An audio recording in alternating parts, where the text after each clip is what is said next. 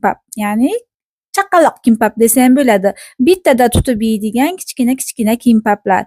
Sabzini mana shunday somoncha tarzda, somoncha shaklda to'g'raladi. Oshga to'g'raladigan sabzidan sal kattaroq qilib to'g'raladi. Keyin tuxumni tabga ko'ra odam soniga qarab qo'shiladi. Kim tuxum ko'proq yesa ko'proq qo'shaveradi. Bizda bo'lsa tuxumni umuman yoqtirishmaydi. Shuning uchun ko'proq sal soldim, chunki shuni ichiga tuxum solsam birgalikda yeyishar degan umidlari bilan aylantirdim. Bu tuxumni yaxshilab qatishtiramiz. Ichiga tuz solib, tuzsiz bo'lmaydi, chunki kimbapimiz bemaza bo'lib qolishi mumkin.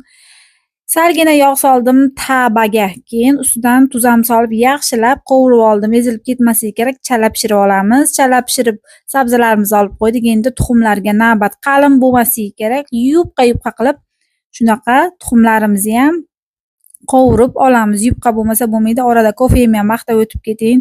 Chunki 5:30 da turganman, kofe ichmasam qayta uxlab qolishim mumkin. Tuxumlarimizni mana shunday shaklda 2 martada pishirib oldim. Men 4 ta tuxum, katta emas, kichkina tuxum, fabrichniy. Shuning uchun ham uncha sarig'i yaxshi emas.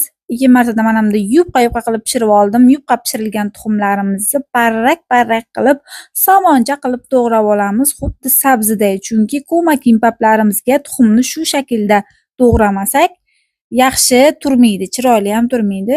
Ham maydaroq qilsak bolalarim yaxshiroq yeydi degan maqsadda. Endi guruch, kunjut va kunjutning masli tuz.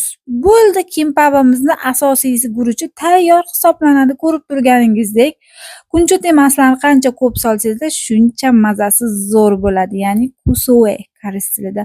Endi kimlarimizga o'rab, ya'ni dengiz o'tini quritilgan azizlarim, kim shularga kichkina kimbap o'zida katta bo'ladi deydiganlar. Ha, albatta kimbap katta bo'lishi kerak, lekin buni nomi bilan ko'ma kimbap.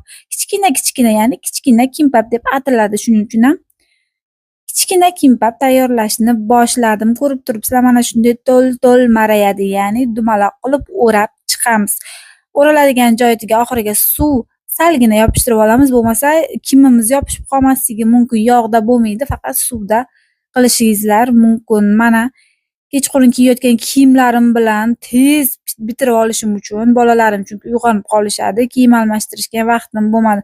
Voy, qo'lingizni ham yumagandir bu demanglar. Qo'lingizni yuvib tishlarimgacha yuvdim, lekin videoga olganim yo'q. Tayyor bo'ldi, ko'rib turibsizlar. Yollishimi, ya'ni qunt bilan ko'mak kimbaplarimni chiroyli qilib o'rab oldim. Juda ham mazasiga gap yo'q, chunki ichida yachesi yo'q, ya'ni sabzavoti. Bizni uyimizda sabzavot hech kim yemaydi, tavba, mendan boshqa.